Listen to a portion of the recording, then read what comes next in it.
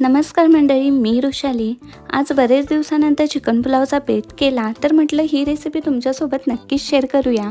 यासाठी मी भांड्यामध्ये तेल घेतलं. तेल गरम झाल्यानंतर त्यामध्ये खडे मसाले टाकलेले आहेत. त्यानंतर टाकलेला आहे कांदा.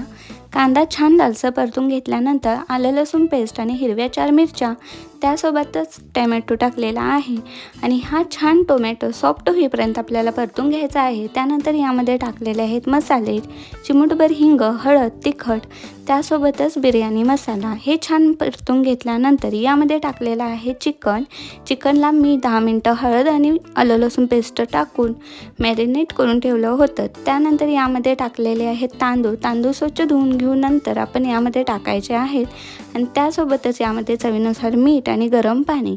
तर हे छान शिजवून घ्यायचं आहे आणि थोड्याच वेळात आपला अशा प्रकारे पुलाव बनवून तयार होतो. आणि हा पुलाव तुम्ही नक्कीच ट्राय करून बघा आणि आजची रेसिपी कशी वाटली हे मला